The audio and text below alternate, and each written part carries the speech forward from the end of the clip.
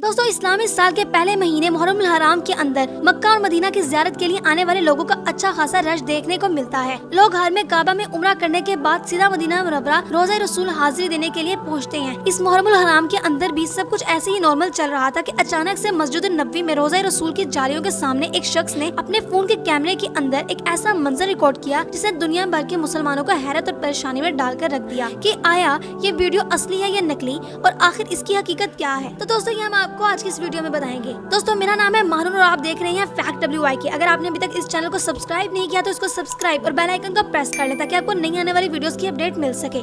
तो शुरू करते हैं।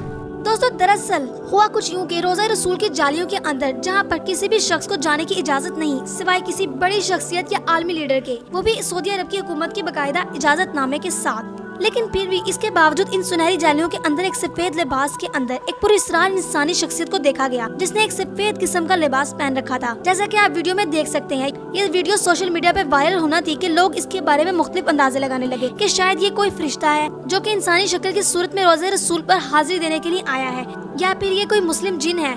पर यहाँ पर सवाल ये पैदा होता है कि इन्हें इंसानी आंख इस दुनिया के अंदर नहीं देख सकती, तो इन मखलूकात को कैमरे के अंदर देखना कैसे मुमकिन है। दूसरा अंदाजा ये है कि मुमकिन है कि कोई शख्स मसलन सफाई करने वाला इन जालियों के अंदर मौजूद हो सकता है, पर ऐसा भी मुमकिन नहीं है क्योंकि रोज़ा रसूल की सफाई पर मामूल लोग इस तरह का लिबास पहनते हैं, न कि ये सफेद किस्म का रूहानी लिबास। तो आखिर ये मखलूक कौन थी और इसके नजर आने के अंदर क्या मसले थी? क्या ये कोई नजर का धोखा है या वाकई कोई फरिश्ता या कोई जिन गलती से कैमरे के अंदर महफूज हो गया है? ये अल्लाह की जात ही बेहतर जानती है, लेकिन जहाँ तक मेरा अपना जाती ख्याल है ये मखलूक जिन हो सकती है क्योंकि फरिश्तों का कैमरे के अंदर रिकॉर्ड होना तकरीबन नामुमकिन है क्योंकि फरिश्ते कोई मादी जिस्म नहीं रखते बल्कि ये रूहानी मखलूक है। दूसरी तरफ जिन्नात का भी कोई फिजिकल वजूद नहीं होता, लेकिन अगर ये चाहे तो अपनी मर्जी से अपने जिस्म को इंसानों की तरह किसी फिजिकल वजूद के अंदर तब्दील कर सकते हैं। हर वक्त लामहदूद फरिश्तों की जमात न सिर्फ रोज़े रसूल पर हाजिरी देती है बल्कि उम्मतियों का भेजा हुआ सलाम भी पूरी दुनिया से लाकर रसूल सल्लल्लाहु अलैहि वसल्लम की इन जालियों के अंदर आपको पहुंचाती हैं। दोस्तों, आप सल्लल्लाहु अलैहि वसल्लम यहाँ पर इसलिए मदफीन है क्योंकि अंबिया की कब्रें वहीं पर बनाई जाती हैं जहाँ पर इनका विसाल होता है। दोस्तों, आप सल्लल्लाहु अलैहि वसल्लम का इंतकाल क्योंकि हजरत आयशा रज़ी अल्लाह अन्हा के हुजरा मुबारक में हुआ था, इसलिए वहीं पर आपकी तदफीन हुई और इसके बाद यहाँ पर इसी जगह पर हजरत अबू बकर सिद्दीक रज़ी अल्लाह अन्हा और उमर फारूक रज़ी अल्लाह अन्हा भी मदफून है।